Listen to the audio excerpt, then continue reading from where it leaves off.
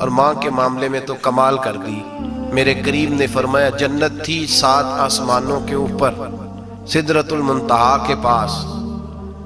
میرے محبوب فرماتے ہیں جب رب نے مجھے اختیار دیا تو میں نے وہ جنت وہاں سے کھینچی اور ماں کے قدموں کے نیچے لا کے رکھ دی۔ وہاں سے کھینچ کے غوث الزمان قطب الدرام محدث اعظم مفسر اعظم شیخ الکل شیخ طریقت ولی وقت بھی اگر جنت اس نے ڈھونڈنی ہوگی تو اسے اپنی ماں کے قدموں کے نیچے سے ملے گی۔ اتنا بڑا اعزاز بھی کو دے گا، اتنا بڑا اعزاز بھی کو دے گا جو میرے رسول نے عطا فرمایا ہے۔ ماں ہوتی ہے، وہ ولی وقت کے لیے غوث وقت کے لیے بھی اگر اس نے جنت لینی ہے تو اسے ماں کے قدموں کے نیچے سے ملے گی۔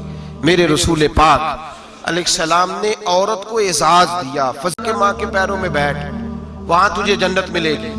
وہ بیٹی جو باپ تھکا ماندہ گھر سے باہر آیا تھا اور محنت کی کمائی کما کے لایا تھا، اس کو حکم تھا کہ پہلا لقمہ بیٹی کے منہ میں دینا، بہن کے منہ میں دینا۔ اور وہ خاوند جس کو حکم دیا گیا تھا کہ تو باہر سے تھک کے آیا ہے، چور ہو کے آیا ہے، اگر گھر میں تیری بیوی پھر بھی کوئی رویہ غلط کرے تو مدینے کے حبیب نے کتنا نرمی دی بیویوں کے حق میں۔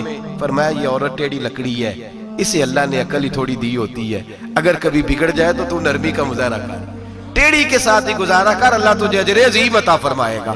میرے حبیب نے کس قدر عورتوں کو اہمیت دی، کتنی فضیلت دی، کتنے ان کے بارے میں نرمی رکھی۔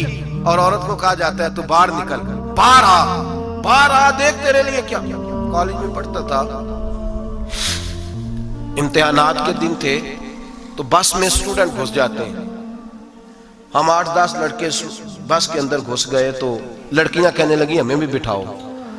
وہ جو کنڈکٹر تھا بس کا اس نے کہا کہ بیٹی بہن لڑکے آ گئے ہیں تو تم اس طرح کرو، تم نہ جاؤ، تم پچھلی بس میں آ جانا۔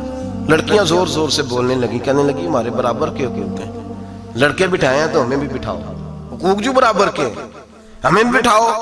اب وہ مجبور ہو گیا، پیچھے ہٹ گیا، وہ 8-10 لڑکیاں بھی چڑھ آئیں، لڑکے سیٹوں میں بیٹھے ہوئے تو کہنے لگے اٹھو، شرم نہیں آتی، لیڈیز کو عزت دو، جگہ دو۔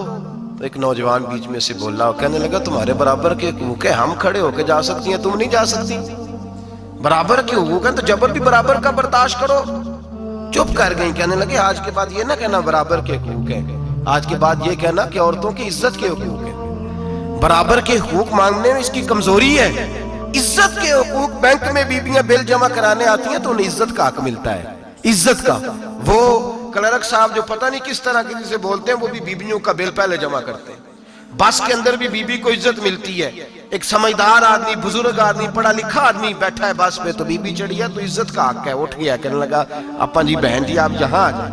بیوی عزت کا حق مانگے گی تو بچے گی، برابر کا حق مانگے گی تو ٹھیک ہے، لائن میں لگ جائے، جہاں سارے کھڑے ہیں وہ بھی کھڑی رہے، اگر بس میں مرد کھڑا ہے تو عورت بھی کھڑی رہے۔ برابر کے حقوق مانگنے میں عورت کو نقصان ہے، برابر کے حقوق مانگنے میں عورت کے لیے تکلیف ہے، عورت کے لیے نقصان ہے۔ ہاں اگر عزت کا حق مانگے گی تو پھر اس کو اللہ وقار عطا فرمائے گا، پھر اللہ اس کو بلندی عطا فرمائے گا۔ میرے حبیب